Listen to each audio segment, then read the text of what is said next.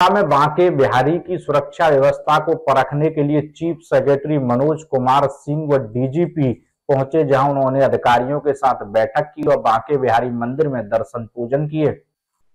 वृंदावन के प्रसिद्ध बांके बिहारी मंदिर की सुरक्षा व्यवस्था की समीक्षा के लिए प्रदेश के मुख्य सचिव मनोज कुमार सिंह और डीजीपी प्रशांत कुमार वृंदावन पहुंचे, जहां बांके बिहारी की देहरी पूजन के बाद पूरे स्थानीय अधिकारियों और आगरा मंडल के आईजी, डीआईजी के साथ एसएसपी और डीएम को लेकर बांके बिहारी इलाके का निरीक्षण किया। साथ ही गोस्वामियों से बातचीत करते हुए मंदिर की सुरक्षा को लेकर सुझाव भी मांगे, क्योंकि जिस तरह से वृंदावन में बांके बिहारी मंदिर में छुट्टी के दौरान होने वाली भीड़ में कई बार हुई घटनाएं फिर से न दोहराई जाए, इसी के लिए सुरक्षा और पुख्ता की जाए। इसी के लिए पूरे गलियों का बारीकी से दौरा करते हुए निरीक्षण किया, जबकि इनके साथ स्थानीय अधिकारियों के साथ समीक्षा बैठक करके पूरी व्यवस्था पर जानकारी प्राप्त की, ताकि यहां हाथरस या अन्य किसी घटना का पुनर्दोहरीकरण न हो। जिसके बाद मीडिया से बात करते हुए कहा कि यहां आने वाली भीड़ को नियंत्रित करने के लिए क्या क्या व्यवस्था की जा सकती है, उस पर यहां समीक्षा करने आए। यहां पर मंदिर का निरीक्षण कर गली और मंदिर के मार्गों को देखने के बाद बैठक कर रहे हैं कि किस तरीके से लाखों भक्तों को सरल और सुगम दर्शन हो सके,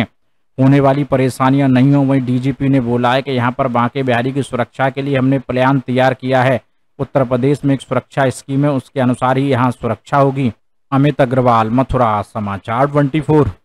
बांके बिहारी जी के दर्शन के लिए 7 से 10 लाख लोग एक दिन में, जो पीक डेज होते हैं, उसमें आ रहे हैं। तो आपने देखा आसपास सकरी गलियां हैं और 3 जगह से 3 दरवाजे आने के हैं और 2 से एग्जिट है, बाहर निकलते हैं। तो माननीय मुख्यमंत्री जी की यही चिंता है कि इस भीड़ को कैसे व्यवस्थित करके और सभी लोगों को दर्शन की व्यवस्था बनाई जाए। इसीलिए मैं और डीजीपी साहब यहाँ पर आए हैं और सभी मंडल स्तर के और जनपद स्तर के अधिकारियों के साथ वहाँ पे हम लोगों ने उस क्षेत्र का दौरा किया है और पार्किंग वगैरह भी इसके बाद हम लोग देखेंगे।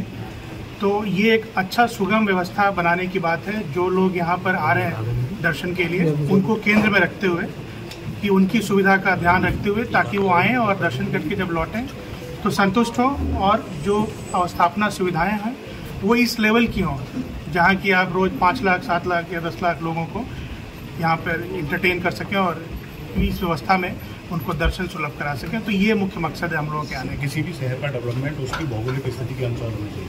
वृंदावन एक मंदिर का शहर नहीं, मल्टी मंदिरों का शहर है। यहाँ जो भी डेवलपमेंट का एक टारगेट लिया जा रहा है वो केवल बांके बिहारी लिया जा रहा है, जबकि उससे पुराने काफ़ी मंदिर है, सप्त देवालय यहाँ की पहचान है। देखिए, कई महत्वपूर्ण मंदिर यहाँ पर हैं, ये शासन के संज्ञान में है और ये भी हम लोग अवगत हैं कि सबसे ज़्यादा लोग यहीं पर आते हैं, बांके बिहारी के दर्शन के लिए आते हैं।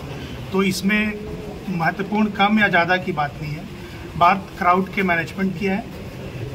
कुछ मंदिर ऐसे हैं जिनके पास बहुत बड़े बड़े परिसर उपलब्ध हैं, तो वहाँ पे कितने भी लोग आएँ उनको उस तरह की असुविधा नहीं होती है। लेकिन बांके बिहारी मंदिर जिस तरह से बीच शहर में संकरी गलियों से और मोहल्ले में घिरा हुआ है, तो वहाँ पर एक क्राउड मैनेजमेंट प्रॉपर करना ज़रूरी है, खास करके जब अभी ज़्यादा लोग दर्शन के लिए आएंगे।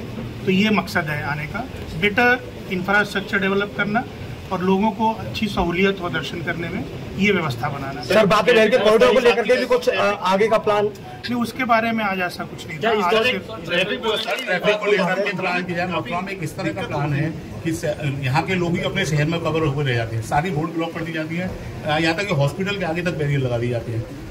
ये हम लोग अभी चर्चा करेंगे और डीजीपी साहब आपको बताएंगे, लेकिन हम लोग के आने का मकसद यही है कि पार्किंग के लिए नियत स्थान हो और वहीं पे पार्किंग हो, और जो लोग उस कॉलोनी में आसपास रहते हैं उनको मिनिमम इनकन्वीनियंस हो, उनको आने जाने में उस तरह की दिक्कतें ना हो। तो ये व्यवस्था हम लोग को बनानी है। सर, फोर्स वापस कुछ और ज़्यादा लगाने का कुछ प्लान है, जिस तरह से पहले जो घटनाएं हुई है या भीड़ जो आ रही है उसको लेकर? आपको डीजीपी साहब बताएंगे, बट भीड़ को व्यवस्थित करना, कंपार्टमेंटलाइज करना, जगह जगह पे रोक कर उनको आगे बढ़ाना, जैसे स्पेस अवेलेबल हो अंदर मंदिर में, ये सब क्राउड मैनेजमेंट के बेसिक प्रिंसिपल्स हैं, इसको फॉलो कराएं। सर, अभी बड़ा चैलेंज है मुड़िया मेला, जैसे हाथरस में भी घटना हुई है, उसके बाद में क्या चेंज लिए जा रहे हैं और किस तरह से ये पूरे मेले को? समुचित व्यवस्था होगी। जो भी श्रद्धालु इसमें आ रहे हैं मुड़िया पूर्णिमा में, और काफ़ी बड़ी भीड़ आती है उसमें तो, और वो काफ़ी लंबा भी चलता है, तो उसकी सारी व्यवस्थाएं तो निश्चित की जाएंगी। सर, बांके बिहारी की सुरक्षा को लेकर के जो भी महत्वपूर्ण धार्मिक स्थल हैं जहाँ पे भारी संख्या में श्रद्धालु आते हैं, उत्तर प्रदेश के अंदर उसकी एक सुरक्षा स्कीम है। उस सुरक्षा स्कीम के तहत ही व्यवस्थाएं की जाती हैं। बांके बिहारी मंदिर के बारे में अभी जो स्कीम है उसको और कैसे बेहतर किया जाए, क्योंकि जैसा मुख्य सचिव महोदय ने बताया कि यहाँ भीड़ विशेषकर जो सप्ताह का अंत होता है या लंबे वीकेंड्स होते हैं उस समय या मुख्य त्योहारों पर बहुत अधिक संख्या में श्रद्धालु मथुरा के अलावा अन्य आसपास के जनपदों से, अन्य प्रदेशों से भी आते हैं। ऐसी स्थिति में किसी भी व्यक्ति को कोई असुविधा न हो, चाहे यहाँ के लोकल लोगों को या जो बाहर से आने वाले श्रद्धालु हों, उसकी सुविधा का स्तर बेहतर कराया जाए और बिना किसी कष्ट के हम वर्तमान व्यवस्था के अंदर कैसे हम दर्शन करा पाएँ, इस चीज़ों को देखने के लिए अपने सारे अधिकारियों के साथ स्थलीय निरीक्षण करने के बाद से हम लोग चर्चा करेंगे। वर्तमान में पर्याप्त सुरक्षा व्यवस्था जो जोन स्तर पे कराई जा चुकी है, कुछ नए उपकरण भी लिए जा चुके हैं। हम लोग अधिक से अधिक तकनीक का भी प्रयोग कर रहे हैं और ये प्रयास कर रहे हैं कि अबाधित तरीके से बिना किसी कष्ट के लोगों को यहाँ आने का अनुभव जो हो, जब वो लौटे तो ये लेके जाएं कि यहाँ की व्यवस्थाएं बेहतर थी।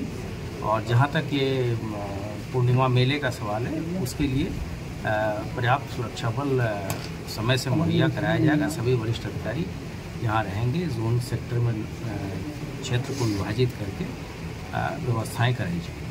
मंदिर के अंदर बहुत कम स्पेस रहता है और वहाँ अक्सर वहीं श्रद्धालु बेहोश होते हैं। वहाँ की क्या प्लानिंग आप देख कर के वहाँ क्या सिस्टम? मैंने आपको बताया कि वर्तमान जो परिस्थिति है उसमें इस चीज़ों को कैसे बेहतर करेंगे, और अगर कोई इसमें चेंजेस होते हैं तो जितने भी स्टेक होल्डर्स हैं या जो भी लोग यहाँ के स्थानीय हैं, सबको कॉन्फिडेंस में लेके ही आगे की कोई टमटम और रिक्शा काफ़ी चलते हैं और यहाँ प्राइवेट किए जाते हैं। प्राइवेट सोसाइटी भी बनाई गई है। पैसा 500 रुपये उनसे टमटम से लिया जाता है। ट्रैफिक की व्यवस्था बहुत खराब है यहाँ। शिकायत काफ़ी बार प्रशासन पुलिस से ये चीज़ें स्थानीय स्तर पर डील होती है, ये शासन स्तर से इस पर कोई नहीं है। अगर आने जाने की कोई ट्रैफिक की सुविधा है वो स्थानीय अधिकारी देखेंगे। ये सुनिश्चित कराएंगे कि किसी को असुविधा न हो। सर, मुड़िया पूर्णिमा मेले में कितने श्रद्धालुओं के आने का अनुमान लगा रहे हैं और क्या फोर्स डिप्लॉय रहेगा? नहीं, वो जो 8 से 10 लाख लोगों के आने की व्यवस्था होगी, व्यवस्थाएं उस तरह से हम लोग अपने संसाधन उपलब्ध कराएंगे। सर, भीड़ को लेकर कुछ चेंजिंग भी करे जाएंगे?